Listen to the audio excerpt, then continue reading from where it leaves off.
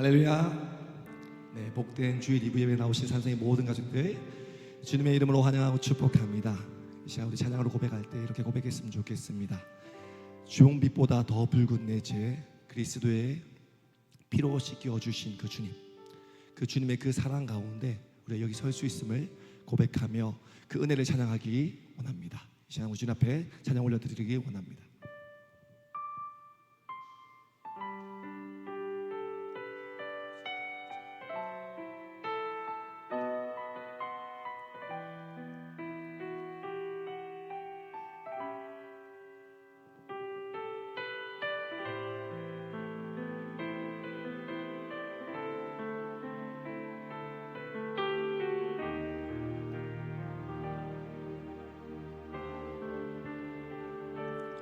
어둠 속에 매이던 내 영혼 갈 길 몰라 방황할 때에 주의 십자가 영광의 그 빛이 나를 향해 비추어 주셨네. 주홍빛보다 더 붉은 내 죄 그리스도의 피로 씻기어 완전한 사랑 주님의 은혜로 새 생명 주께 얻었네. 은혜 아니면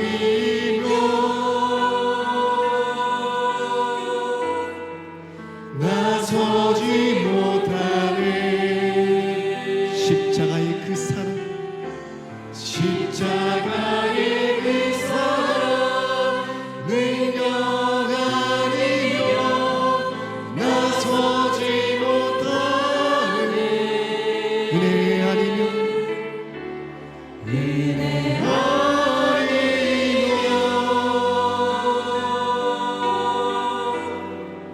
나서지 못하네. 놀라운 사랑 그 은혜 아니면 나서지 못하네. 나의 노력과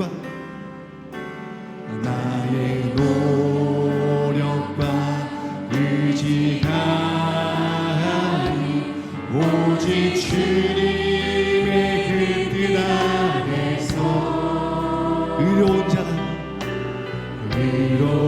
자라 내게 말씀하셨네. 완전하신 그 은혜로 주님의 은혜를 찬양합시다. 은혜 아니면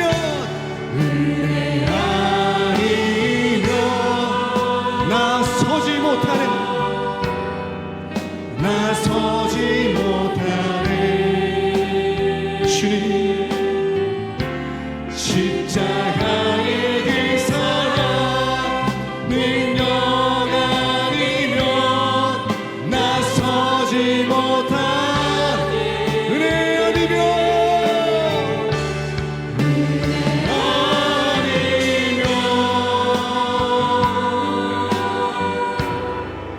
나서지 못하네. 놀라운 사랑 그 은혜 아니면 나서지 못하네. 은혜 아니면 나서지 못하네.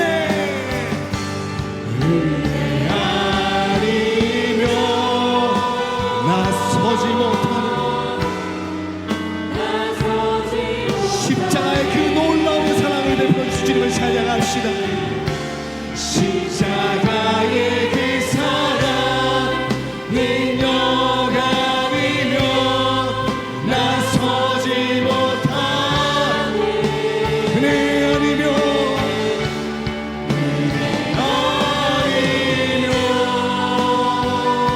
주님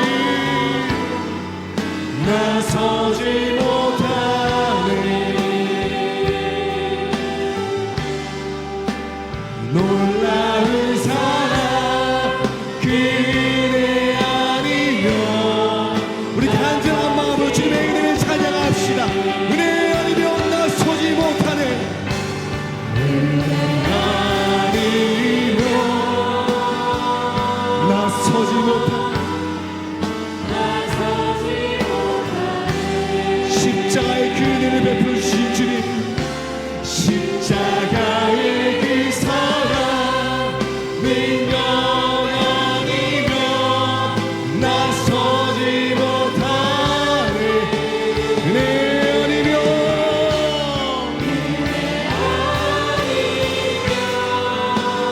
나서지 못하네.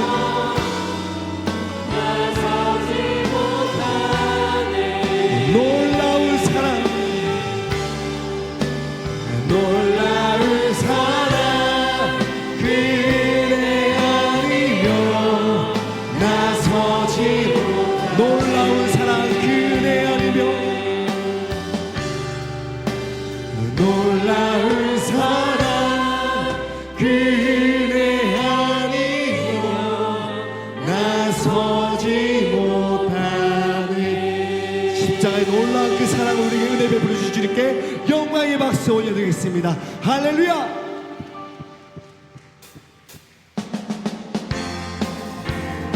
이제 우리 고난하신 주님을 뜨겁게 박수치며 찬양합시다.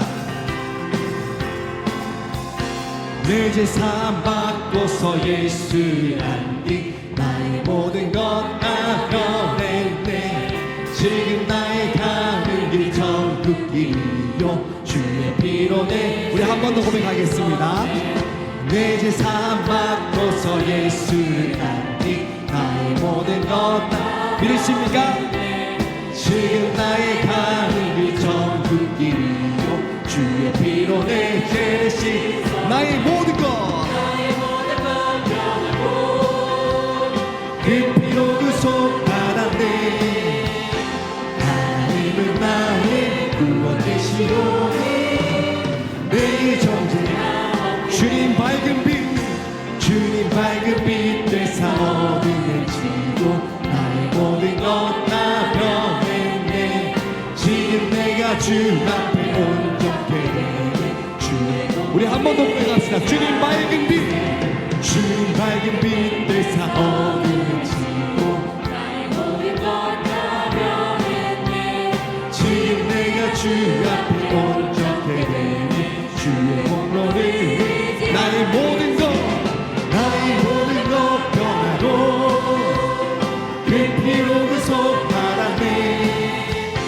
하나님은 나의 구원 되시오니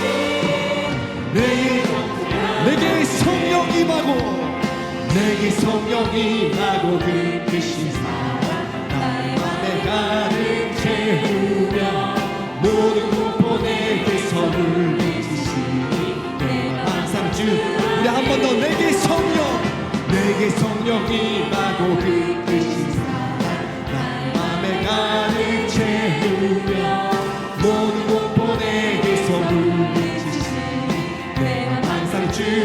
나의 모든 것 그 피로 구속받았네.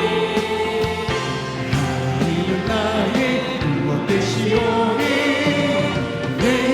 나의 모든 것 변하고, 나의 모든 것 변하고 그 피로 구속받았네. 하나님은 나의 구원 되시오니 내가 매일 기쁘게 순례의 길 행하는 주의 팔이 나를 안보하며 내가 주의 큰 복을 받는 참는 비결을. 우리 한 번 더 고백합시다. 내가 매일 기쁘게 순례의 길 행하는 주의 팔이 나를 안보하며 내가 주의 큰 복을 받는 참는 비결. 주의 영광 성령이 계시네. 할렐루야. 함께 성령이 계시네. 성령이 계시네. 할렐루야. 함께 좁은 길을 걸으며 밤낮 기뻐하는 것 주의 영광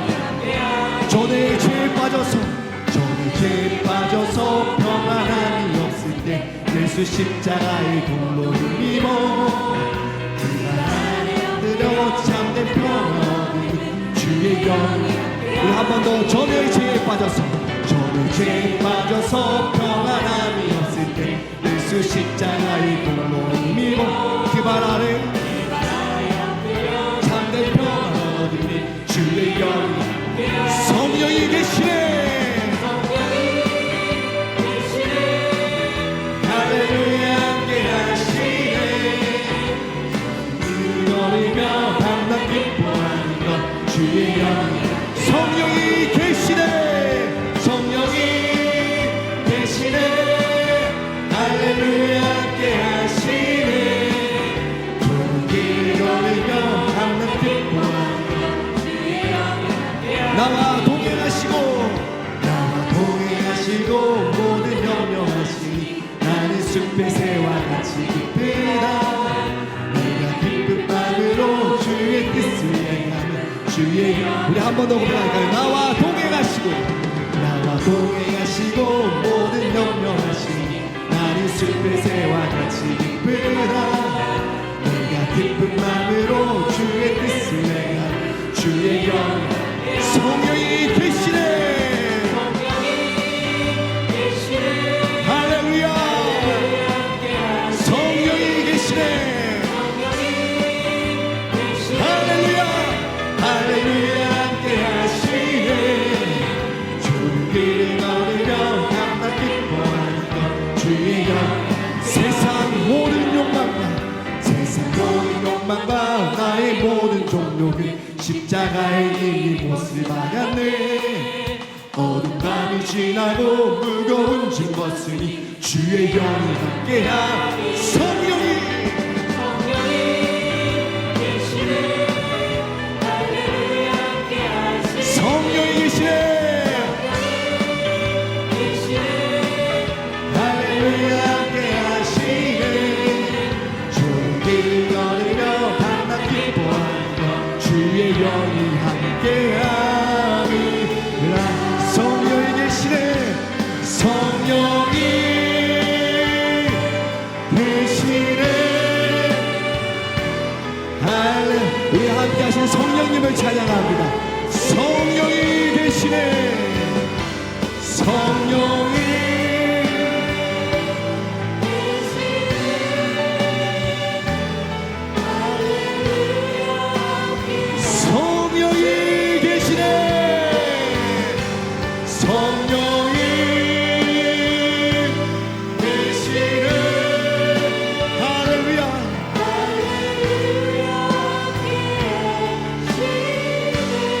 좁은 길을 걸으며 밤낮 기뻐하는 것 주의 영이 함께하리라. 우리 찬양을 받으실 주님께 영광의 박수 올려드리겠습니다. 할렐루야.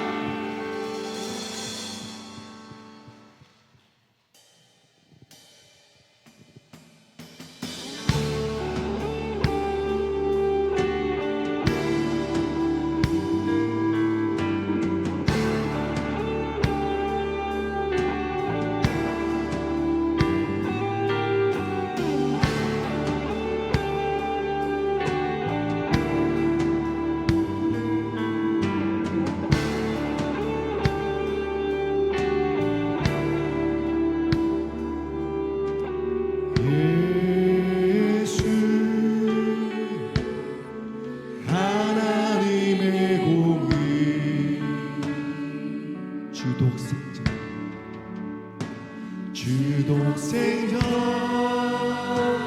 그의 나라 임하시네. 예수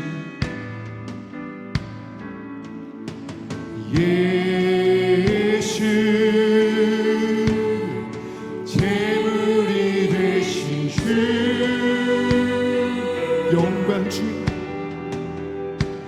영광 주에 그의 나라 임하시네.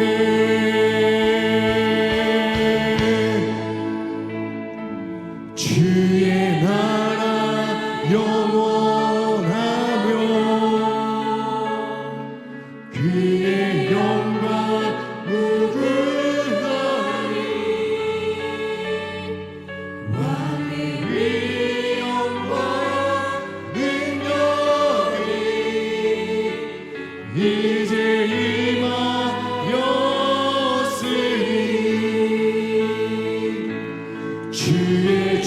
주권과 주의 통치와 주의 나라 임과 권세 임하는 예수 하나님의 공의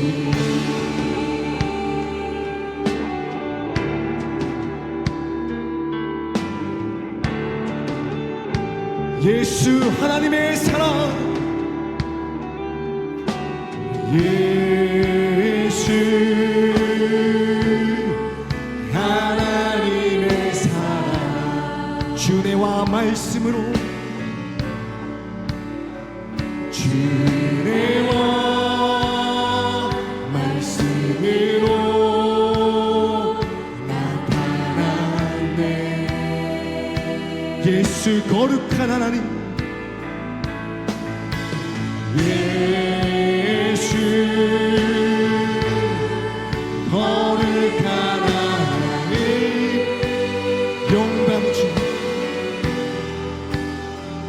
영광 주의 그의 나라 임하시네 아멘 주의 나라 영원하며 그의 영광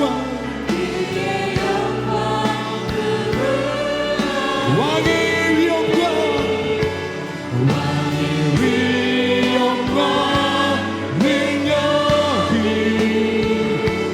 이제 임하였으 주의 주권과 주의 통치와 주의 나라 임과 권세 임하네 예수 주님의 나라와 뜻이 주님의 나라와 뜻이 나의 삶 속에 임하시며 주님 알기를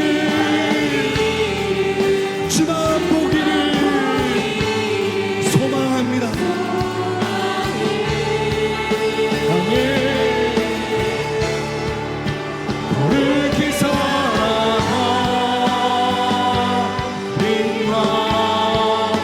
두려움 없는 미래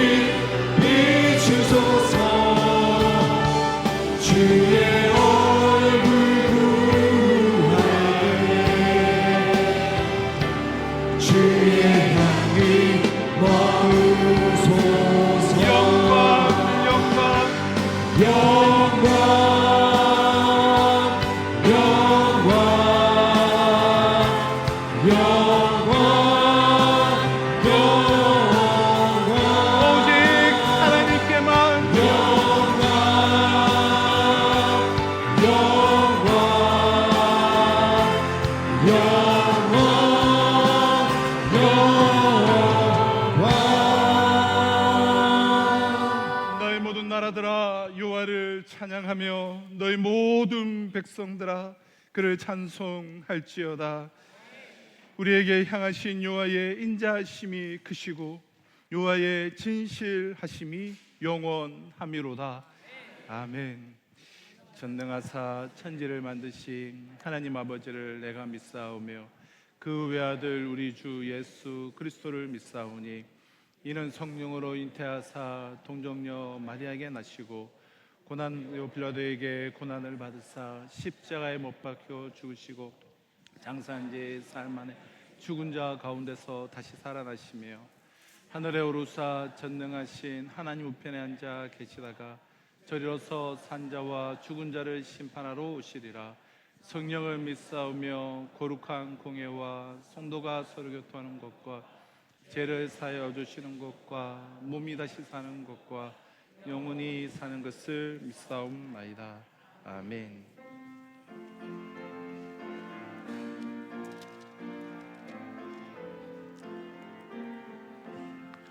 천지의 임문 이룬 주 귀하고 높은 이름 주 나시기 전 지으신 구주의 이름 예수 주 앞에 내가 엎드려 그 이름 찬송하는 내 귀에 들린 말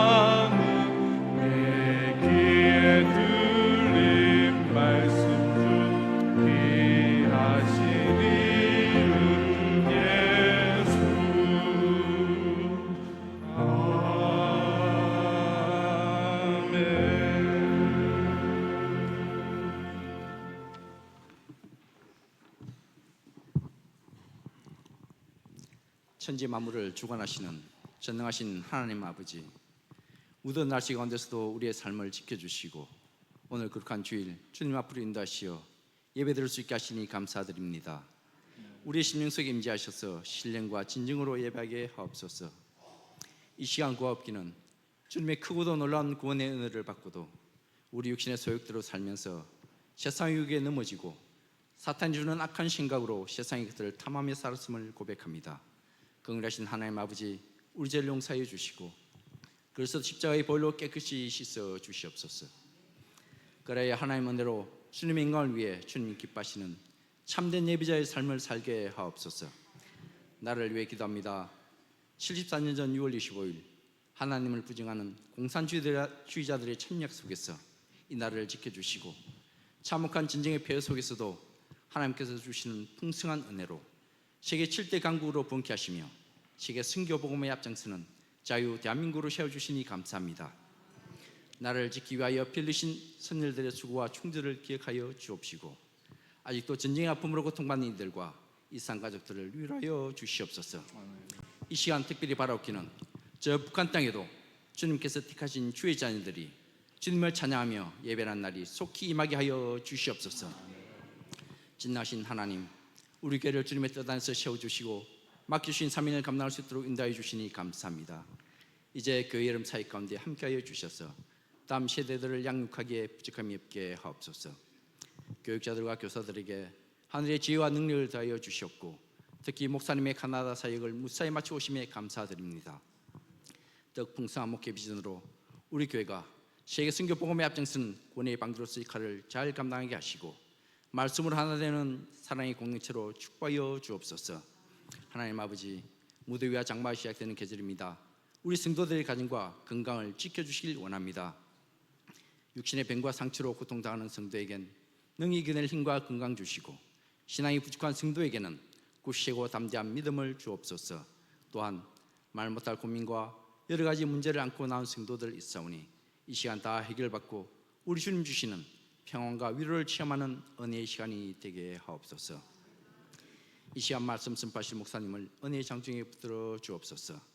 그래야 들려지는 그 말씀이 듣는 저희들의 심령을 깨워 우리의 삶 가운데 힘이 되고 능력이 되는 말씀으로 역사하여 주옵소서.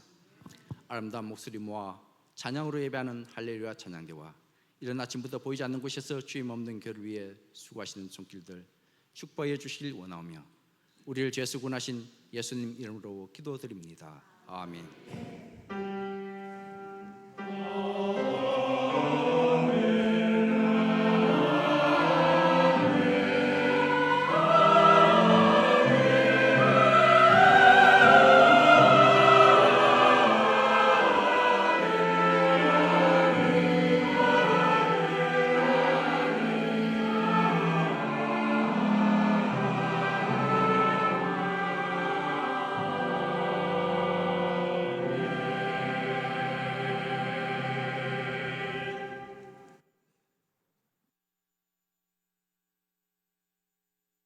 오늘 우리에게 주신 하나님의 말씀은 사도행전 5장 33절로 42절까지의 말씀입니다.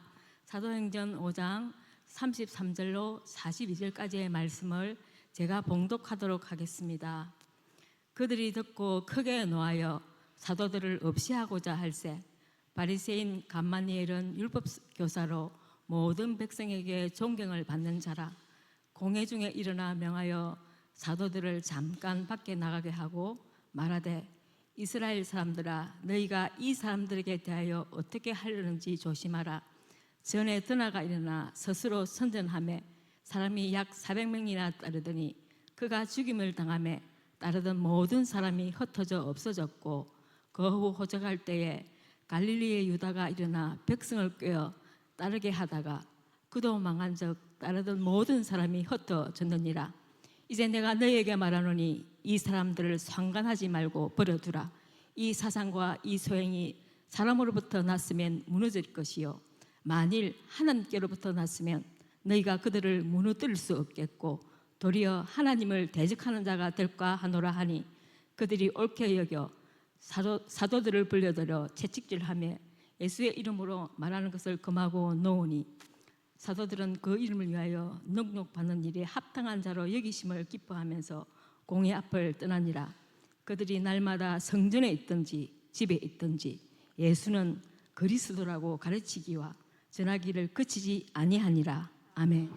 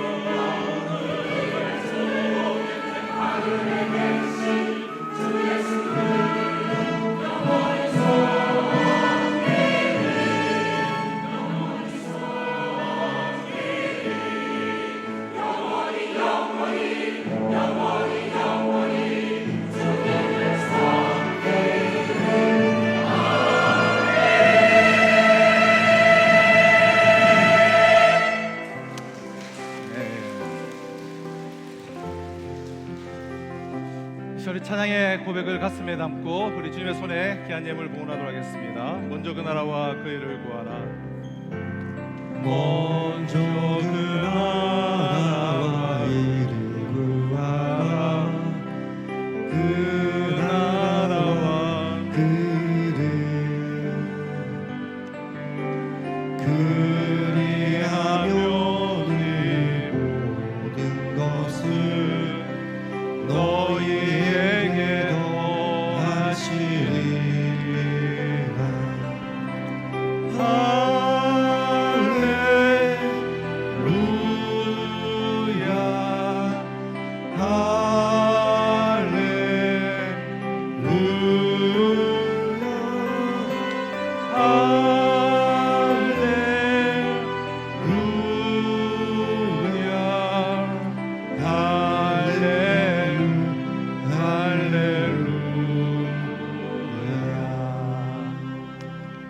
네, 주일 2부 예배에 나오신 우리 모든 성도님들을 주님의 이름으로 우리 환영하며 축복합니다. 저는 좀 비행기가 연착돼서 좀 늦게 도착하긴 했지만 어젯밤에 늦게 우리 모든 사역을 또 우리 성도님들의 많은 또 풍성한 이제 우리 섬김과 또 기도 덕분에 잘 다녀왔습니다. 제가 기대하고 생각했던 것보다 훨씬 더 유익한 이제 시간들이었고요. 특별히 이제 다른 무엇보다 우리 청소년부하고 청년들에게 좀 유익한 좀 기회가 되는 좀 많은 일들을 해야 되겠다. 뭐 그쪽 교회 우리 당에서도 뭐 그러한 요청을 하셨고, 그래서 우리 뭐 또 당에서 한번 말씀을 나누고 우리 말씀드리겠지만, 그러니까 청년들에게 또 청소년들에게 또 우리가 좀 좋은 기회들을 많이 어떻게 하면 제공할까 이런 것들 좀 알아보고 또 좀 많은 것들을 생각하고 오는 시간이었는데요. 아무튼 우리 성도님들 기도해 주셔서 감사드립니다. 내일은 우리 교회에서 우리 경남 지역 우리 제자훈련 목회자들 모임이 오전에 있습니다. 그리고 이번 주 우리 사랑방 모임은 우리 들어오시면서 다들 이제 받으셨을 텐데요. 우리 북한 사역 주간 이번 주 특별히 6.25를 이번 주간에 있는데요. 우리 사랑방 안에서 우리 이 교제로 또 북한을 가슴에 품고 우리 기도하면서 사랑방 모임을 해주시면 감사하겠고요. 우리 각 가정에서도 우리 가정 예배 순서지도 있습니다. 우리 각 가정에서도 이번 주가 우리 북한을 가슴에 품고 우리 자녀들과 함께 예배 드릴 수 있으면 좋을까 싶습니다. 여기 순서에 나온 대로 그대로 하시면 풍성한 그런 가정 모임, 사랑방 모임이 되실 수 있을 것이라 생각이 됩니다. 새가족 모임이 이제 진행 중에 있고요. 우리 7월 1일부터 8월 마지막 주까지 우리 여름 방학 2달간 성경 통독을 진행하는데요. 우리 지원해 주셨고 또 지원이 차지하는 공란은 이번에 우리 서리 집사님들 기준으로 그래 채워서 이렇게 진행하도록 하겠습니다. 여름에 우리가 말씀 앞으로 또 성경 통독을 하는 시간들이 되시기를 바라고요. 우리 여러 사역들 또 섬겨 주신 분들 감사드리고 오늘 오후 2시에 우리 새누리교회에서 우리 경상도의 주일학교 연합회 주관으로 순회 예배 및 교사 세미나가 있습니다. 우리 매일 성경 우리 7호로 8호로 수정해 주시고요. 우리 정종무 목사님과 남신감 목사님 가정에서 우리 돌 감사로 우리 기념비를 이렇게 세워 주셨습니다. 우리 나가시면서 받아가시고 또 축하해 주시면 감사하겠습니다. 네, 그리고 우리 지난주에 우리 안정상 성도님 또 성한별 우리 자매님 또 우리 동료가 있었는데 혹시 좀 자리에 어디에 계실까요? 네, 자리에 저 뒤에 계시지만 오늘 안 오셨나요? 네. 아무튼 전주 동료하셨고 오늘 좀 뭐 안 보이시는 것 같은데 우리 또 사진 보시고 우리 인사해 주시고 또 환영해 주시면 감사하겠습니다. 여러분 예수님을 이제 믿는다는 것은 무엇일까요? 예수를 믿는다. 사실 예수님을 믿는다는 것이 무엇인가를 정의하기는 쉽지는 않습니다. 그러나 한마디로 표현한다면 그것은 아마도 변화이지 않을까 개인적으로 생각을 해요. 변화. 요한복음 2장을 보면 예수님께서 이 땅에 오셔서 가장 먼저 첫 번째로 행하신 표적이 물로 포도주를 만드시는 것이었습니다. 그러니까 아무 맛도 없는 그 물이 아주 맛있는 품격이 있는 그러한 포도주가 되었습니다. 얼마나 큰 변화입니까? 당시 이스라엘 사람들은 물의 석회수가 아주 많아서 물이 나쁘기 때문에 늘 이제 포도주를 즐겨 먹었는데 그 맛없는 물이 아주 맛있는 포도주가 되었습니다. 그러니까 엄청난 이제 변화죠. 에베소서 2장에서도 예수 믿는다는 것을 한마디로 이렇게 얘기하는데요. 변화의 정도를 이렇게 표현했습니다. 죽었던 너희를 살리셨도다. 허물과 죄로 죽었던 너희를 살리셨다. 이 얼마나 놀라운 변화입니까? 암 환자가 나아도 이것은 굉장한 일인데 죽었던 사람이 살아났어요. 놀라고 감격하지 않을 수가 없죠. 예수를 믿는다라고 하는 것은 이처럼 우리에게 이러한 변화가 일어난 것이라고 성경은 말씀하고 있습니다. 이 엄청난 변화예요. 그런데 오늘날 문제는 무엇입니까? 과연 우리 그리스도인들에게 이런 변화의 모습이 있는가? 이런 변화의 징후가 있는가라는 거예요. 이 질문을 여러분 다른 말로 표현을 하면 믿지 않는 사람들이 믿는 우리를 볼 때 어떠한 변화를 느끼고 있는가라는 질문이에요. 좀 더 구체적으로 말씀드리면 믿지 않는 아내나 남편이 볼 때 또 우리 자녀들이 우리를 볼 때 여러분이 교회에 나가고 난 이후 예수님을 내 마음에 영접한 후부터 어떤 다른 변화를 느끼고 있는가라는 것이죠. 우리 남편이 아내가 우리 아빠가 엄마가 교회에 나가더니 달라졌다. 이런 변화를 느끼고 있느냐라는 것이죠. 또한 예수 믿고 나서 여러분의 직장 동료와 상사들이 여러분들에게서 어떤 변화를 느끼고 감지를 하고 있습니까? 그렇다면 여러분들은 그리스도인들이에요. 그러나 만약 우리에게 이런 변화가 없다면 우리의 믿음을 다시 한번 생각해 보아야 할 것입니다. 혹시 껍데기만 있는, 무늬만 있는 예배라는 의식에만 참여하는 신앙은 아닌가? 나는 그리스도인이라고 하지만 하나님 입장에서 볼 때 전혀 구원받지 못한, 가치관이 전혀 변화되지 않은 그저 종교인 가운데 한 사람은 아닌가?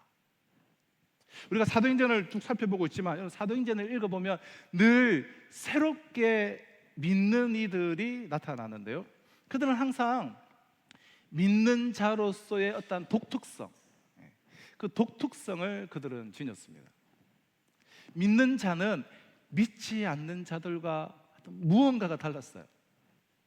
구원받은 자로서, 또 성령 받은 자로서, 하나님의 자녀가 된 자로서의 그 위상을 잃지를 않았습니다. 그 큰 예루살렘 도성은 가태동한 예루살렘 교회로 말미암아 그 도시 전체가 늘 들썩들썩였어요. 예루살렘 교회로 인하여서. 예수 믿는 사람 하면 저들은 뭔가 우리와 다르다. 그들의 위상이 얼마나 이렇게 높았는지 모릅니다. 물론 로마 제국 시대에는 예수 믿는 사람을, 초대교회를 아주 심각하게 핍박을 했죠. 그러나 초대교회 그리스도인들은 핍박은 받았지만 그 핍박 가운데서도 그리스도인으로서의 그들의 위상은 전혀 흔들림이 없었고 조금도 잃지를 않았습니다. 한 예로 로마 역사를 우리가 한번 살펴보면, 로마의 이 고관 대작들이 이 겉으로는 그리스도인들을 감옥에 잡아놓고 핍박하면서도 자신들의 그 자녀들을 결혼을 시킬 때에는 배우자를 로마의 그 지도층에 있는 자제들이 아니라 그리스도인들 가운데서 찾았다라는 여러 가지 기록들이 있습니다. 왜냐하면 그리스도인들에게는 그들과는 다른 특별한 어떤 무엇, 어떠한 위상이, 어떤 특별함이 있었기 때문이에요. 비록 그들이 재산도 없고 또 로마인들이 볼 때에는 핍박을 받는 신생 종교 단체의 한 무리일지 몰라도 그리스도인들에게는 뭔가 특별함이 있었다는 거예요. 그 당시 로마 사회는 끝없이 타락을 했죠. 오늘 우리 식으로 말한다면 딸을 가진 부모들은 딸을 시집을 보낼 수가 없었습니다. 이 넘쳐나는 그런 부와 번영으로 인하여서 로마 제국은 모든 것이 풍성했죠. 그래서 사람들의 쾌락 추구는 끝이 없었고 너무나 그 당시 젊은이들은, 아니 모두가 응탕해졌습니다. 육체의 그 타락이 극에 달해 있었습니다.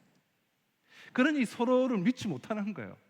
내 딸을 저 로마 자제한테 보내지 못하는 거예요. 그러나 그리스도인들만은 그렇지 않다는 것을 로마의 최고 지도자들은 알았습니다. 그래서 핍박을 하면서도 자신들 자녀들의 배우자를 그리스도인들 가운데서 찾았다는 거예요. 이것이 기독교가 로마 제국 안에서 급속히 전파된 이유 가운데 하나예요. 초대교회 그리스도인들은 그들의 그 위상을 잃지를 않고 자기 나름대로의 그 독특성을 가지고 그 사회를 이끌어가며 살았다는 거예요. 오늘날 기독교는 어떻습니까? 오늘 우리 그리스도인들은 어떻습니까? 교회 바깥의 사람들이 우리들을 향하여서 어떠한 독특성을, 그리스도인들의 그 위상을 어느 정도 인정해 주고 있다고 생각하십니까? 더 좁혀서 저와 여러분들은 어떻습니까? 가정과 직장에서 친구와 친척들에게서 믿지 않는 그들로부터 어떤 위상을 여러분들은 얻고 계십니까? 그래서 그 위상으로 말미암아 영향력을 끼치고 있습니다. 오늘 이 시대를 그리스도인으로서 살아가서 우리는 하나님이 주신 이 엄청난 이 변화, 하나님이 인간의 몸을 입으시고 자신의 몸을 갈보리 십자가에서 다 찢으시고 부활하여 성령을 부어주시며 우리를 변화시킨 이 놀라운 신분의 그 변화와 그 위상을 저와 여러분들은 다시 한번 정말 회복해야 될 때라고 생각이 되는데요. 그럼 그리스도인으로서 이러한 위상과 독특성은 창조자이신 하나님과 피조물인 인간은 본질적으로 다름을, 창조주신 하나님과 피조물인 나는 본질적으로 다름을, 결코 같을 수 없음을 바르게 인식하는 것으로부터 그리스도인으로서의 그 위상이 나타난다라고 저는 생각을 합니다. 자, 이것을 위해서 생각해 볼 것은 하나님을 믿는 자로서 우리 믿음의 핵심적인 내용이 무엇인가를 밝혀주는 것이 이 사도신경이라고 한다면, 하나님을 경외하는 자가 어떻게 살아야 할 것인가를 압축하여서 보여주는 것이 이 십계명입니다. 십계명. 그러나 이 같은 내용상의 이 차이보다도 사도신경과 십계명의 더 근본적인 차이는, 사도신경이 하나님을 향한 인간의 고백인데 반해서 십계명은 하나님이 인간에 대한 하나님의 어떤 절대적인 명령이라는 거예요. 그 절대적인 명령인 십계명의 그 첫 번째 계명을 통하여서 하나님께서는 너는 나 외에는 다른 신들을 내게 두지 말라라고 명령하고 계십니다. 하나님께서는 어느 특정 지역만을 장악하고 있는 그 많은 잡신들 가운데 한 분이 아니라 온 우주를 주관하고 계시는 유일한 하나님이심을, 유일신이심을 믿어라라는 의미죠. 자, 그리고 십계명의 둘째 계명은 너를 위하여 새긴 우상을 만들지 말라라는 두 번째 계명으로 연결되고 있습니다. 근데 여러분, 둘째 계명에서 언급된 이 새긴 우상, 이 새긴 우상에 대해서 우리가 좀 잘못 알고 있는 경우들이 참 많으신데요. 그럼 새긴 우상을 좀 많은 사람들이, 우리 그리스도인들도 타 종교의 신상으로 오해하고 있습니다. 다른 종교의 그 신상들. 그래서 간혹 이제 불교 사찰에 몰래 밤에 들어가서 이 그 부처상을 훼손하는 일들이 있었다고 언론에 우리가 들려오죠. 그래서 기독교와 불교 사이에 심각한 갈등을 야기시키기도 하는데요. 그럼 제가 초등학교 때 이제 저희 집 뒤에 금수선원이라는 이 비군이라고 하죠. 여성들이 이렇게 모여 사는 작은 이렇게 절이 있었는데요. 근데 그곳에 이제 맑은 아주 좋은 약수물이 흐르고 있었습니다. 그래서 저는 이제 그 물을 기르러 어린 시절에 초등학교 때 참 일주일에 뭐 한두 차례 종종 갔었는데요. 근데 가서 오는 길에 그 돌탑이 있지 않습니까? 돌탑이 있으면 뭐 다는 아니고 위에 좀 이렇게 이런 부분들 제가 이렇게 무너뜨리거나 또 바깥에 세워져 있는 거는 불상에 이렇게 몰래 돌을 막 던진다거나, 그리고 절 입구까지 나아가서 할렐루야 하면서 도망치면서 소리를 치면서 도망오는 것으로 어린 시절 철없는 저의 신앙을 표현했던 그런 적이 있었는데요. 그러니까 그것은 근본적으로 여러분 잘못된 생각이에요. 이 새긴 우상에 대한 오해 때문에 생긴 일이에요. 그럼 첫 계명에서 당신의 그 유일한 심을 밝히신 하나님께서 두 번째 계명을 통해서 자신이 유일심을 밝히셨는데, 두 번째 계명을 통해서 타 종교의 신상을 금하신다면 그것은 논리적으로 하나님께서 당신의 유일하심을 스스로 부정하는 의미가 되는 것인데, 하나님께서 어떻게 그 같은 논리가 앞뒤가 맞지 않는 그런 말씀을 주실 수가 있겠습니까? 자, 십계명의 전문이 담겨있는 출애굽기 20장에 따르면 하나님께서 우리에게 주신 두 번째 계명의 내용은 이래요. 4절 5절이죠. 너를 위하여 새긴 우상을 만들지 말고, 또 위로 하늘에 있는 것이나 아래로 땅에 있는 것이나 땅 아래 물속에 있는 것에 어떤 형상도 만들지 말며 그것들에게 절하지 말며 그것들을 섬기지 말라. 자, 하나님께서는 이 피조 세계에 속해 있는 그 어떤 형상으로도 우상을 만들지 말라라고 명령하셨습니다.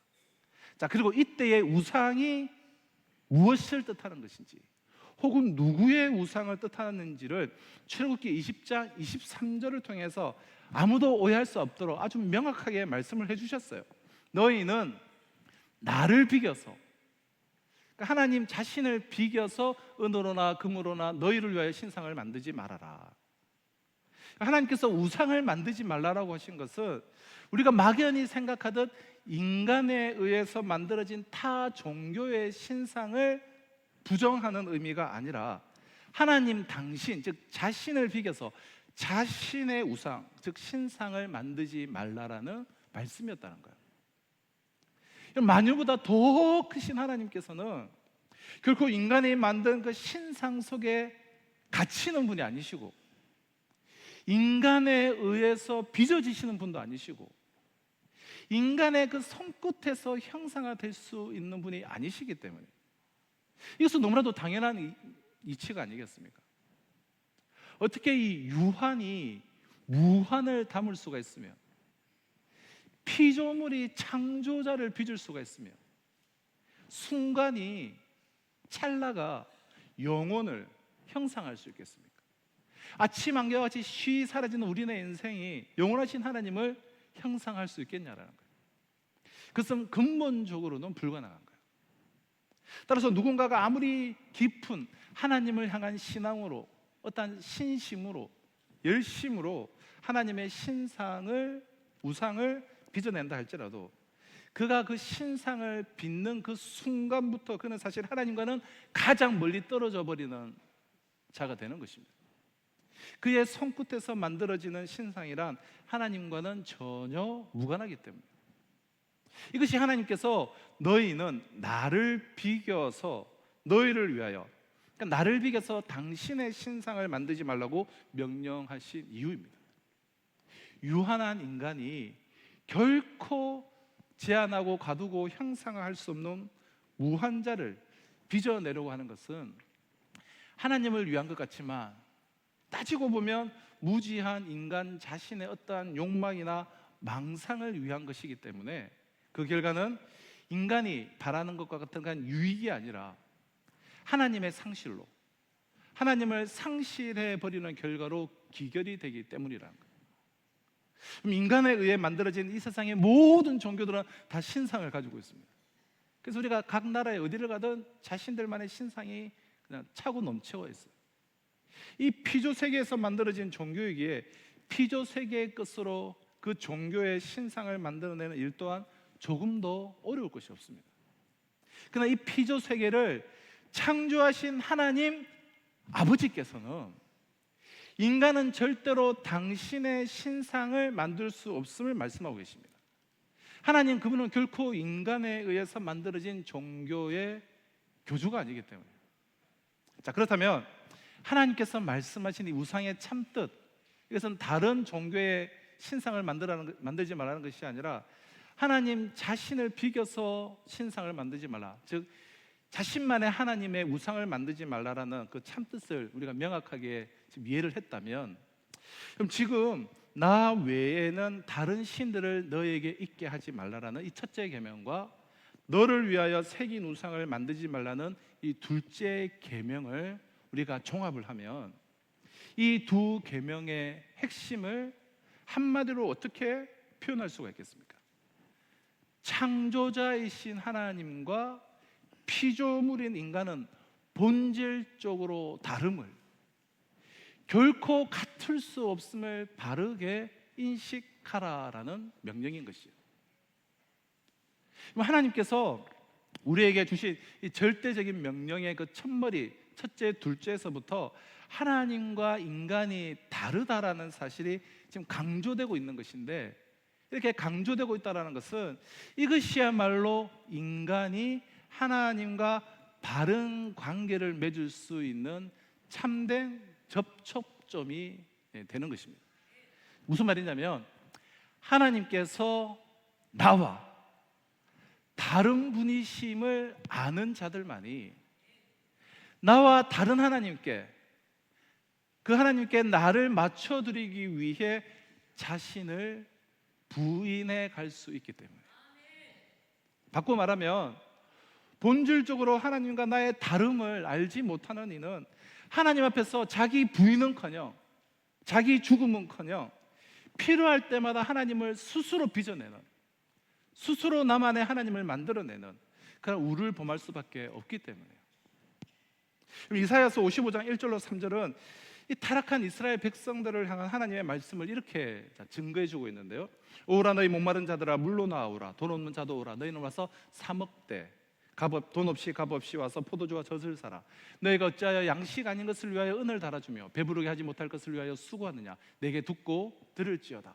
그리하면 너희가 좋은 것을 먹을 것이며 너희 자신들이 기름진 것으로 즐거움을 얻으리라. 너희는 귀를 기울이고 내게로 나와 들어라. 그리하면 너희의 영혼이 살리라. 하나님께 등을 돌린 이스라엘 백성들을 향하여서 돌아올 것을 촉구하는 하나님의 그 사랑의 음성이에요. 근데 하나님의 말씀은 이사야서 55장 8절과 9절에 이르러서 이렇게 계속되고 있는데요. 이는 내 생각이 너희의 생각과 다르며 내 길은 너희의 길과 다름이라. 여호와의 말씀이니라.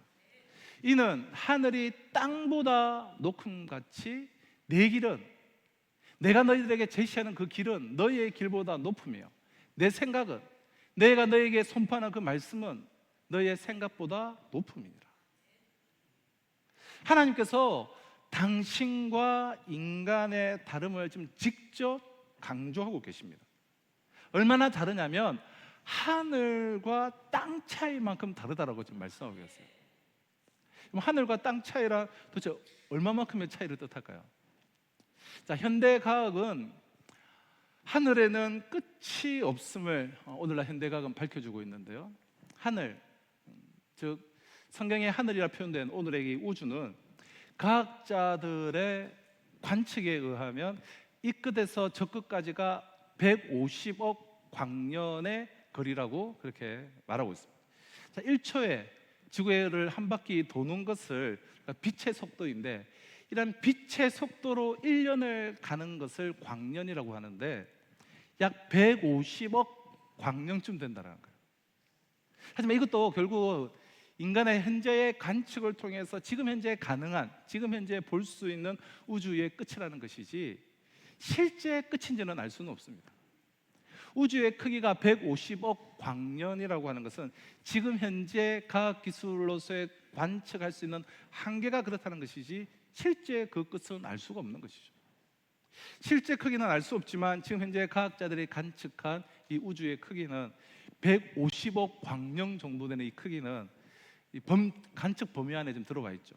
그리고 그 우주에는 약 1000억 개의 은하, 우리가 소위 은하계라고 하는 그런 별의 무리들이 있고, 우리는 그 1000억 개가 넘는 은하들 중 하나인 우리 은하계, 우리가 태양계라고 하는 그 은하계에 속해 있어요.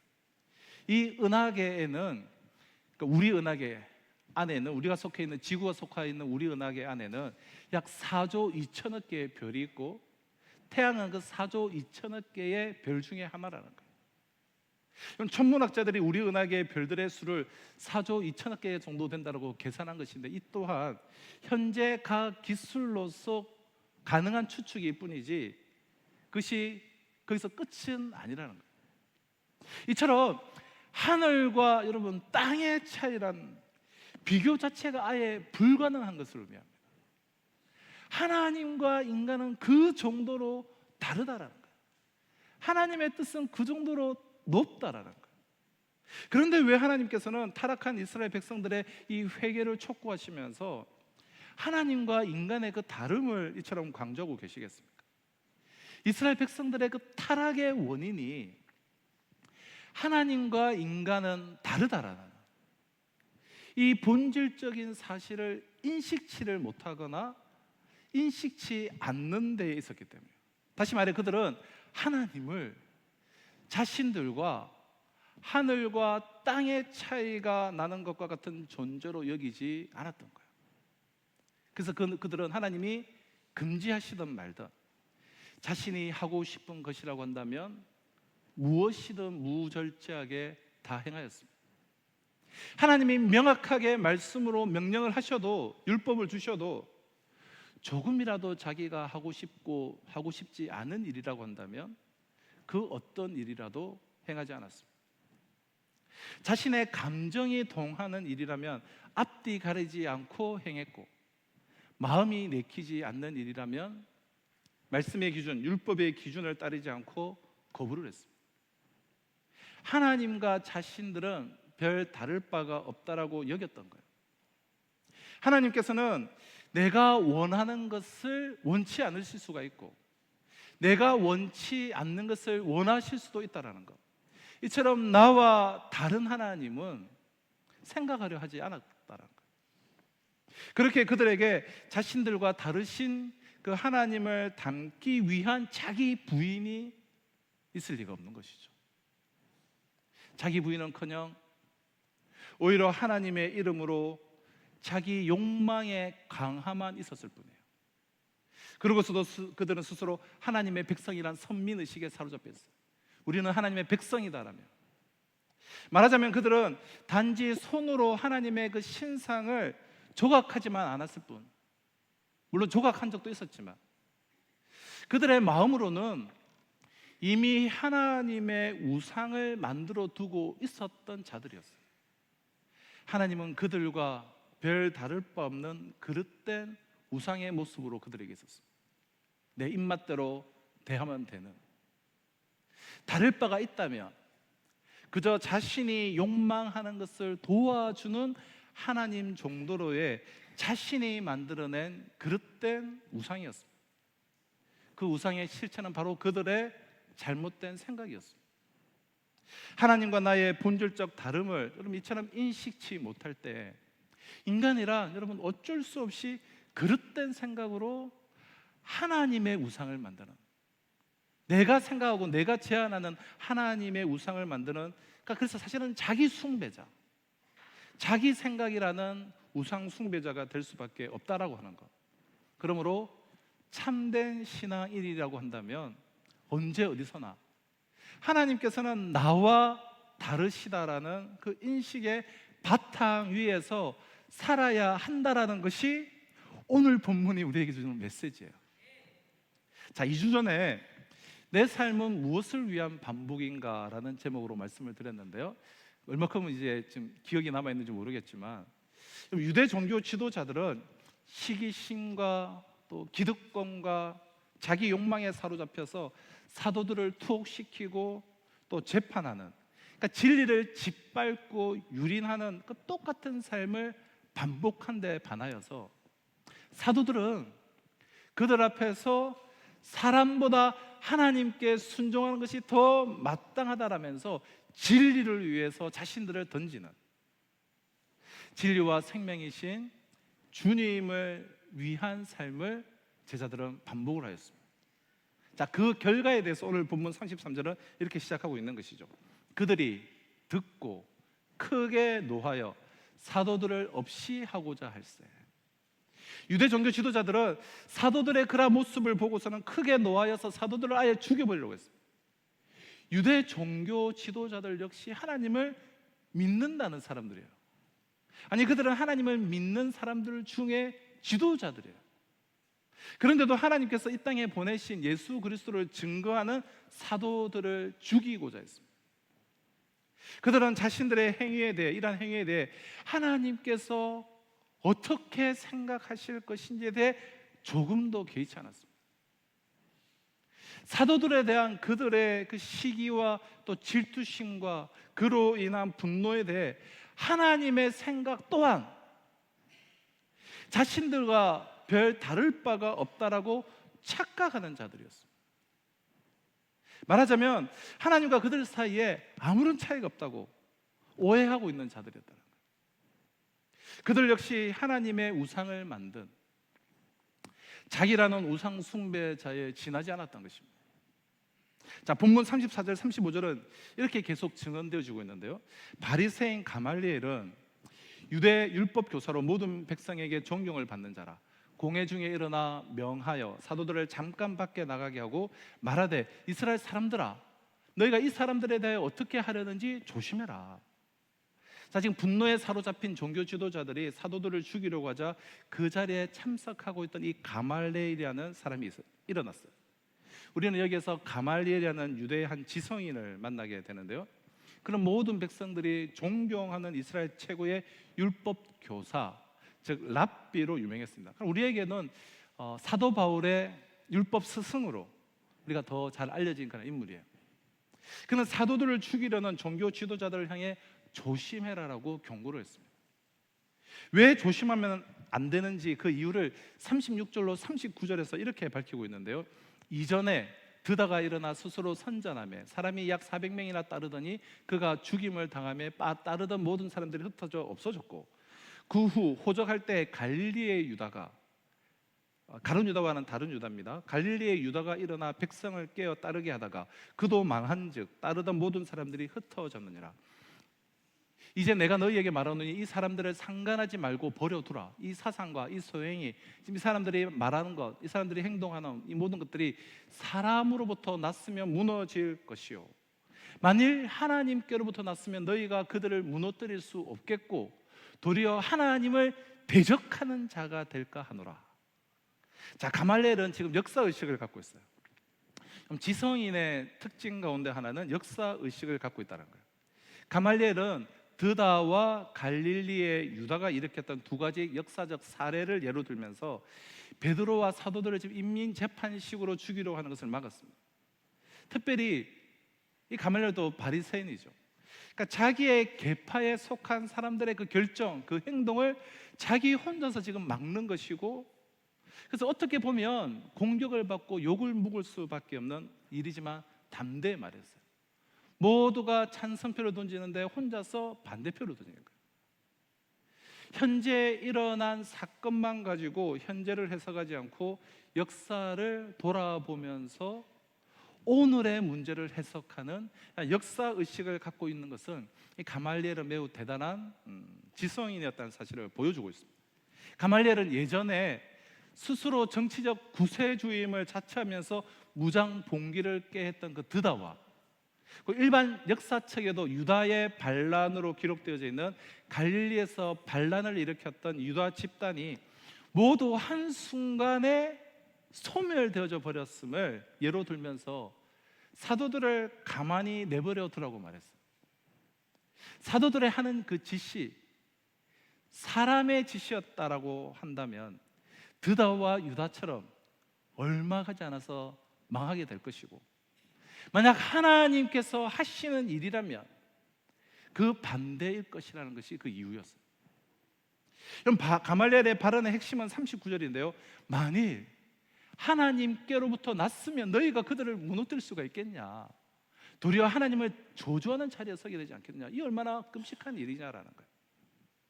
지금 가말리엘은 하나님과 사람의 그 다름을 지금 깨우쳐주고 있는 거예요. 하나님께서는 사람과 다르시다라는 거예요. 하나님의 생각은 사람의 생각과 다르며 하나님의 판단은 사람의 판단과는 같지 않음을 우리가 인정하자라는 거예요. 너희들에게는 지금 사도들이 죽여 마땅한 불순분자처럼 보이지만 하나님께는 하나님께서 신뢰하시는 하나님의 종일 수도 있음을 받아들이자라는 거예요. 만약 하나님과 사람의 그 다름을 인정하지 않는다면 오히려 하나님의 이름으로 하나님의 대적자가 될 수밖에 없다라는 거예요. 이처럼 하나님과 사람은 본질적으로 다르다라는 인식의 바탕 위에 서 있는 이 가말리엘은 하나님의 우상을 빚는, 자신만의 하나님으로 제한해버리는 그런 어리석은 자가 아닌 진정으로 하나님을 믿는 깨어있는 신앙인이었던 거예요. 자, 이후에 가말리엘은 성경에 기록되어 있지는 않지만 성경에는 들어오지 못한 여러 전승들이 있지 않습니까? 그 전승들에 의하면 유대교에서 기독교로 개종했다는, 그리스도교로 개종했다는 기록들이 있습니다. 그가 하나님과 사람의 이 다름에 대해서 이처럼 철두철미하고 그렇게 산헤드린 공회에서 당당하게 말했던 자였던 만큼 하나님께서 인간의 생각과는 달리 인간의 몸으로 이 땅에 오셔서 인간의 죄값을 치르시기 위하여서 십자가에 못 박혀 죽으시고 사흘 만에 죽음을 깨뜨리시고 부활하셨다라는, 인간의 생각과는 전혀 다른 이 복음을 그가 받아들이는 것이 그에게는 너무나 자연스러운 일이었을 것입니다. 또한 그의 제자가 그 위대한 사도 바울이었음을 우리가 감안할 때 가말리엘의 개종은 성경에 기록되어 있지는 않지만 당연한 이 귀결이 아닐까 싶어요. 그래서 오늘 본문 40절, 42절은 결론을 이렇게 정해주고 있습니다. 그들이 옳게 여겨 사도들을 불러들여 책찍질하며 예수의 이름으로 말하는 것을 금하고 놓으니 사도들은 그 이름을 위하여 능력받는 일에 합당한 자로 여기심을 기뻐하면서 공회 앞을 떠나니라. 그들이 날마다 성전에 있든지 집에 있든지 예수는 그리스도라고 가르치기와 전도하기를 그치지 아니하니라. 그럼 40절을 다시 한번 보시면 그들이 옳게 여겨 사도들을 불러들여 채찍질하며 예수의 이름으로 말하는 것을 금하고 놓았다. 유대 종교 지도자들은 가말리엘의 말을 옳게 여겼습니다. 듣고 보니 옳은 말이다. 불순분자처럼 보이는 사도들의 사상과 소행이 만약에 하나님께로도 날 수도 있으니 일단은 그것을 우리가 감안하자라고 인정을 한 거예요. 그렇다고 사도들에게 자신들의 그 잘못을 정중하게 사과하고 예의를 갖추어서 석방시켜 준 것은 아니었습니다. 그들은 여전히 그들이 반복해 오던 대로 사도들을 불러서 채찍질을 하며 다시는 예수의 이름으로 말하지 말 것을 협박한 뒤에 마지못해서 놓아주었습니다. 이것은 인간이 순간적으로는 하나님을 생각할 수 있지만, 그러나 하나님의 관점으로 판단을 하고 하나님의 관점으로 행동하는 것은 쉽지 않은 일임을 보여주고 있습니다. 하나님과 사람은 다르다는 그 사실에 동의하기는 쉽지만, 그러나 그것을 정말 삶 속에 실천적으로 받아들인다는 것은, 그 하나님과 나와 다르다라는 그 수용이 내 삶 속에 실제 모습으로, 결정으로, 행동으로, 실천적으로 받아들인다는 것은 여간 어렵지 않은 일임을 지금 우리에게 깨우쳐주고 있는 거예요. 그럼 신앙은 매사에 하나님을 생각하고 하나님의 관점으로 세상을 판단하고 실행해 나가는 것을 의미합니다. 그래서 여러분, 우리가 받는 모든 신앙 훈련은 하나님과 나의 다름을 실천적으로 수용하기 위해서요. 지식적으로 수용하는 것이 아니라, 하나님과 나는 하늘과 땅 차이만큼 다름을 그러한 인식의 바탕 위에서 매사를 판단하며 살아가기 위해서요. 이것이 배제되고서는, 이 인식이 없이는 본문의 유대 종교 지도자들처럼 하나님에 대한 신앙을, 그 신심을, 그 종교적 열심을 내면 낼수록 그것은 또 다른 하나님의 우상을 빚는 행위에 지나지 않고, 자기가 제안한, 자기가 만들어내 그런 우상을 빚는 행위에 지나지 않고, 그리고 본인의 의사와는 상관없이 하나님으로부터 더 동떨어진 자가 될 수밖에 없는 것입니다. 반면에 사도들은 채찍질을 당하고서, 여기서 말하는 채찍질은 그냥 몇 대 맞았다가 아니에요. 그 40에 하나 감한 매죠. 40에 하나 감한 매라는 것은 죽기 바로 직전까지 때리는 거예요. 그 매를 맞고서도 오히려 하나님의 도구가 되었음을 기뻐하였습니다. 41절, 사도들은 그 이름을 위하여 능력받는 일에 합당한 자로 여기심을 기뻐하면서 공의 앞을 떠나니라. 사도들은 감옥에서 나온 것 때문에 기뻐하지 않았습니다. 자유롭게 풀려나게 나서 그들이 기뻐한 것이 아니었고, 그 이름을 위하여 능력을 받는 일에 합당한 자로 취급을 받았기 때문에 그들은 기뻐했어요. 뿐만 아니라 유대 종교 지도자들이 엄히 금하였음에도 불구하고 42절에 보면 성전에 있든지 혹은 집에 있든지 장소와 시간을 가리지 않고 날마다 예수 그리스도를 그들은 증거했습니다.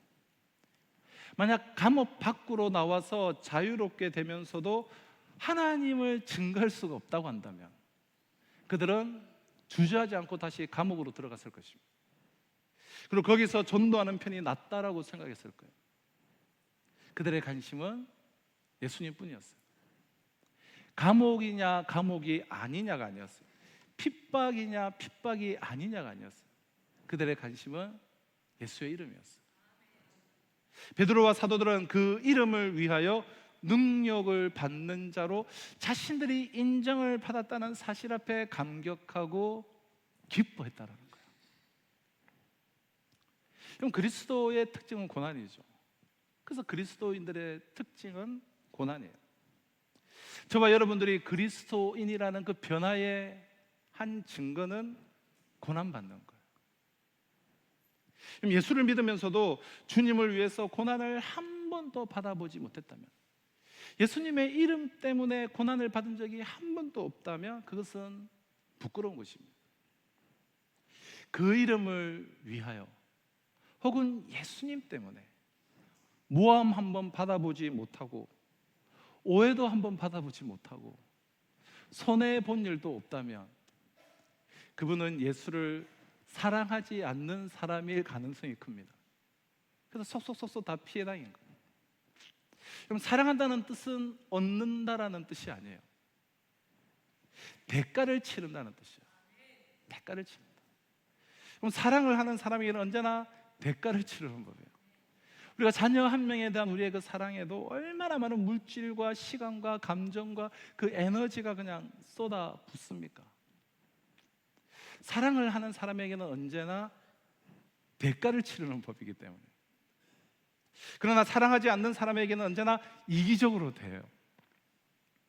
유익만 받으려고 하고, 사랑이라는 이름으로 그 사람으로부터 이익을 챙겨나가는 거예요.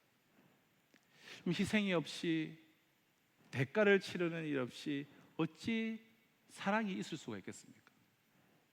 그러나 우리는 예수를 믿으면서도 고난받기를 거부를 합니다. 심지어 교회에 와서도 고난받는 일을 하지 않으려고 합니다. 고난을 한번, 세상의 고난을 피해보려고 오는 경우도 있습니다.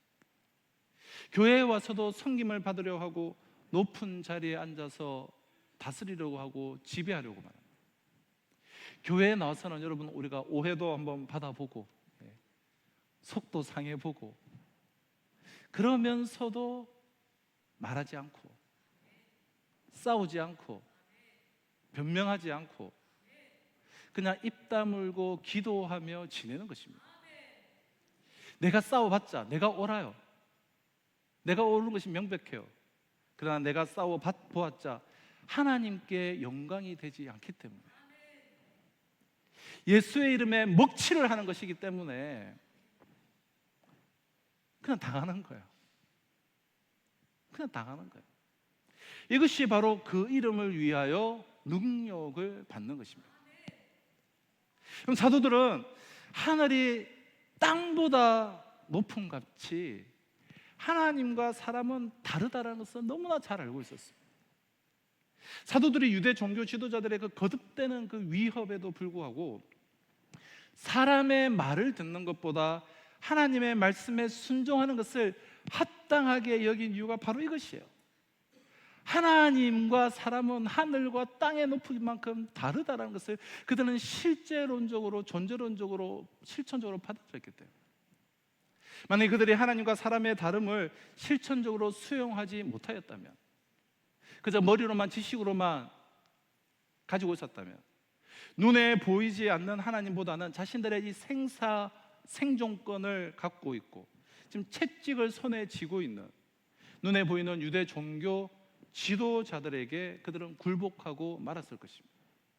그러나 끝까지 사람과는 다른 하나님께만 굴복하기를 원했던 그들은 진정한 그리스도인들이었습니다. 중요한 것은 하나님과 사람의 다름을 정말 삶 속에서 실천적으로, 존재론적으로 적용하고 수용하는 사람들만이 인류의 역사를 밝히는 진리의 등불이 될 수 있었다는 거예요. 그럼 프랑스 이 문화권에서 장례식을 집례할 때에 이 기도문의, 장례 기도문의 마지막을 이런 문장으로 마무리한다고 하는데요. 오 하나님, 원래는 프랑스어인데 우리말로 하면, 오 하나님, 이 죽은 자가 개처럼 묻혀지지 않게 하소서. 죽은 자를 위한 기도문이에요. 지금 죽어서 이 묻혀 있는 자가 그저 이게 개처럼 묻혀지지 않게 해달라. 그런 기도문의 내용인데요. 표현이 아주 좀 강하긴 하지만 참 많은 것을 생각나게 하는 그런 기도문이에요. 만약 우리가 하나님과 나의 다름을 정말 인정하며 수용하며 살지 않는다면 나의 죽음이, 여러분, 개의 죽음과 과연 무슨 차이가 날 수 있을까요? 아니, 개보다 나을 것이 어디에 있을까요? 그럼 개는 주인과 자기의 다름을 알기에 주인의 명령에 철저하게 복종을 합니다. 그리고 주인을 사랑해요. 어떤 경우에도 주인을 배신을 하지 않습니다. 그럼 캐나다 백인들은 이 큰 픽업 트럭에다가 덩치가 큰, 작은 개는 제가 보지를 못했는데 덩치가 아주 큰 개들을 많이 데리고 다니는 것을 봤어요. 그리고 주변에 이제 공원들이 워낙 많으니까 산책을 많이 하는데, 산책할 때 목줄을 딱 하고 개를 데리고 다니는데 대부분이 다 큰 개예요. 세퍼트부터 시작해서 아주 다양한 시베리안 허스키부터 다 큰 개들을 이제 데리고 다니는 것을 참 많이 볼 수가 있었는데요. 아가씨들이든 뭐 다 큰 개. 그럼 덩치가 정말 큰 그 다양한 개들을 정말 헤아릴 수 없을 정도로 뭐 계속해서 많이 마주쳤지만 단 한 번도 그 큰 개들이 짖거나 위협적인, 한 발이라도 이렇게 내디디면서 위협적인 행동을 본 적이 없어요. 사람이 오다가 마주치면 주인이 그냥 한마디 하면 즉시 멈추어 서서 마주치는 사람이 지나갈 때까지 정말 한 발자국도 움직이지 않고, 때로는 말도 하지 않고 그냥 손가락만 착 하고 이렇게만 해도 딱 멈춰서서 그 개들이 너무나 이렇게 귀엽게 다 이렇게 주인의 명령에 철저히 순종하는 모습을 이렇게 여러 번 봤는데요. 그럼 개는 주인과 자기의 다름을 알기에 주인의 그 한 동작에, 그 한 마디 말에 철저하게 순종을 합니다. 뭐 똥개들은 뭐 어떨지 모르겠지만 기본적인 개들은 그래요. 게다가 주인을 사랑해요. 주인을 위해서 희생을 할지언정 어떤 경우에도 주인을 배신하지는 않습니다. 등에 칼을 꽂지 않아요. 그런데 하나님을 향한 우리의 태도는 어떻습니까? 따지고 보면, 정말 따지고 보면 개보다 나을 것이 별로 없지 않습니까? 왜 우리는 우리 인생의 주인 되신 하나님께 등을 돌리고 사는 때가 더 많습니까?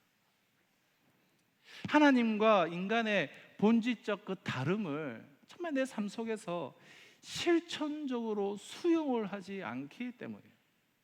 그렇기에 주인과 자신의 다름을 알고 살아가는 개보다도 실상 나을 것은 별로 없는 거예요.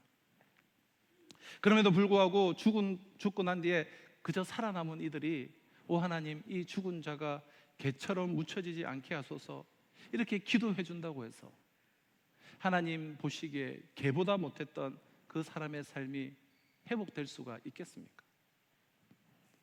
사랑하는 성도 여러분, 주님께서는 정말 개보다 나을 것이 없던 우리의 그 불의함, 우리의 모든 죄값을 값없이 십자가에서 모두 다 치루어 주셨을 뿐만 아니라 주님 안에서 우리를 정말 사람으로 회복시켜 주시고 하나님의 형상으로 빚었던 그 존귀한 하나님의 형상, 그 사람으로 우리를 다시금 회복시켜 주시고 사람답게 살아갈 수 있는 그러한 길을 열어주셨습니다.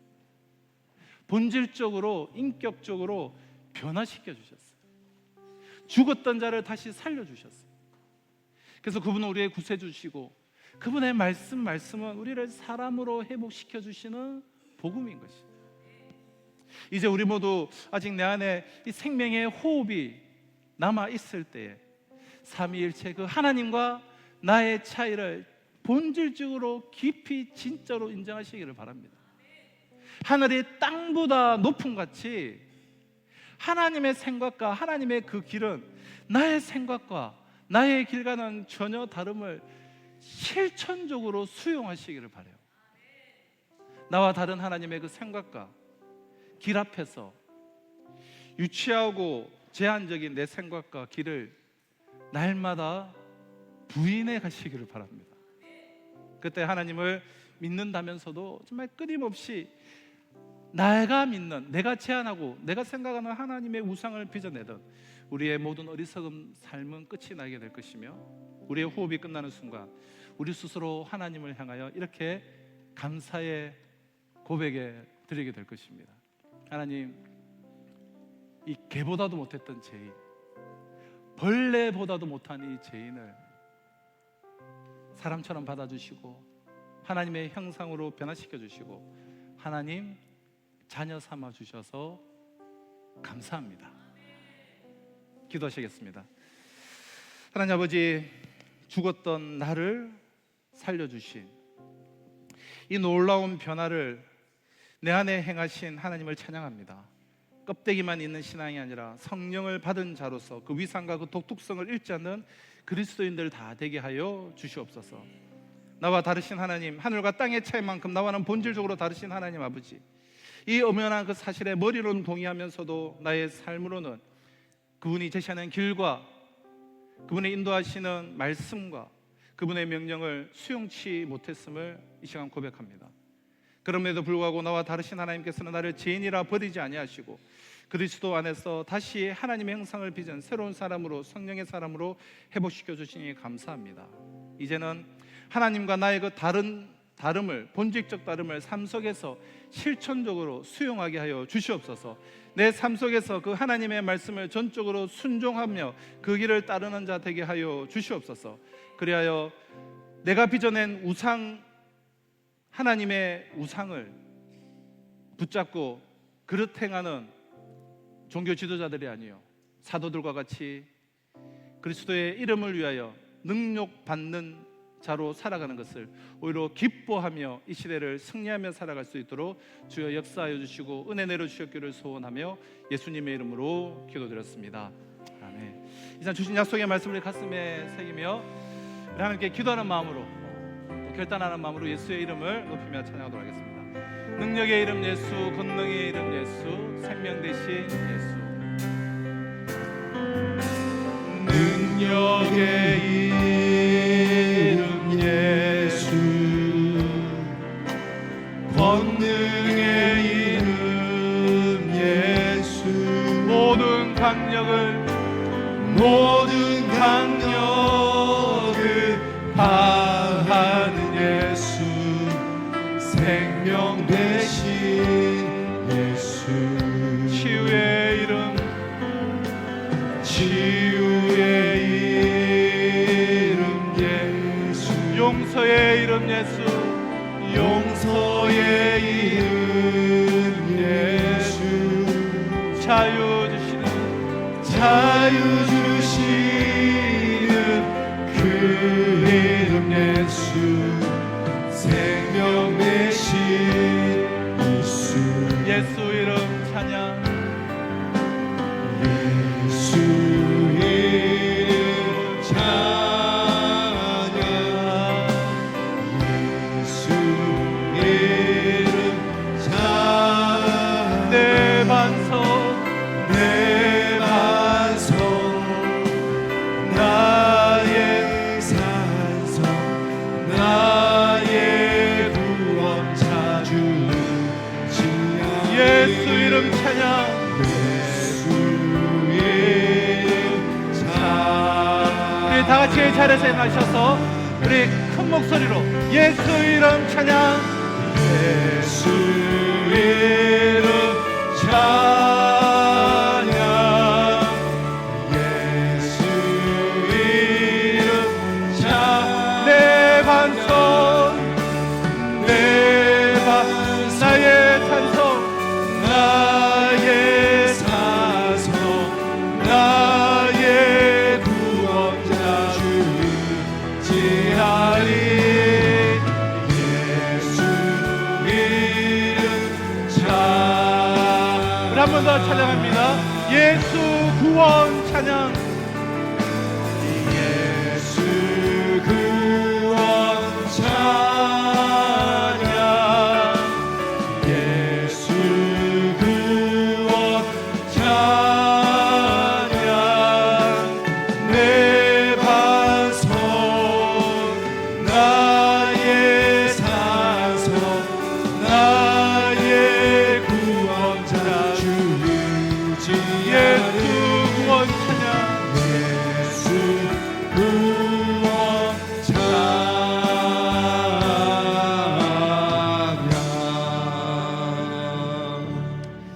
예수 이름을 부르며 예수의 이름을 찬양하며 그 이름 때문에 능력받기로 합당한 자로 쓰임받게 된 것을 기뻐하며 이 시간 소리 높여 예수의 이름을 찬양하며 이 귀한 예배를 주님의 손에 올려드리는 우리 성도들의 예배를 받아 주시옵시고, 그들의 삶이 내 삶의 현장에서 진정으로 예수의 이름을 높이는 복된 예배의 삶이 될 수 있도록 주여 축복하여 주시옵소서. 이 시간 귀한 예물 주님의 손에 봉헌하여 드리는 그 손길을 기억하여 주시옵소서. 하나님의 나라와 주와 복음을 위하여서 하나님이 기뻐하시는 일에 귀하게 쓰임받기를 소망하며 드리는 그 모든 손길 위에 하나님의 풍성함을 부어 주셔서 이 시대의 복의 근원, 축복의 통로로 살아갈 수 있는 우리 성도들의 생업과 직장과 삶의 전능력이 될 수 있도록 주여 은혜 내려 주시옵소서. 수술을 앞두고 또 수술을 후에 또한 회복되는 가정 가운데 모든 육신의 연약함과 근심과 괴로움과 아픔이 있으나 하늘 땅보다 높으신 그 하나님의 선하신 계획하심과 인도하심과 역사를 신뢰하며 나아갈 때에 회복에서 충만함으로 나아가는 우리 모든 성도들 삼아 주시옵소서. 오늘도 열방을 품고 나간 우리 모든 선교사님들과 우리 함께 협력 동력하는 선교사님들과 이적 사회를 함께 하나님의 나라를 꿈꾸며 나아가는 모든 교회들 가운데 갑절의 은혜 위에 은혜를 부어주셨기를 간절히 바라옵고 소원하며 지금 우리 주 예수 그리스도의 은혜와 하나님의 사랑과 성령의 역사 교통하심이 하나님과 나의 그 다름을 실제적으로 존재적으로 수용하며 그 크신 하나님의 말씀과 뜻과 계획에 순종하는 자로 능력받는 것조차 예수 이름 때문이라면 기뻐하는 자로서 이 시대를 살아가기를 소망한 우리 성도들과 이번 한 주간의 삶 가운데 지금으로부터 영원토록 항상 함께 있을지어다. 아멘.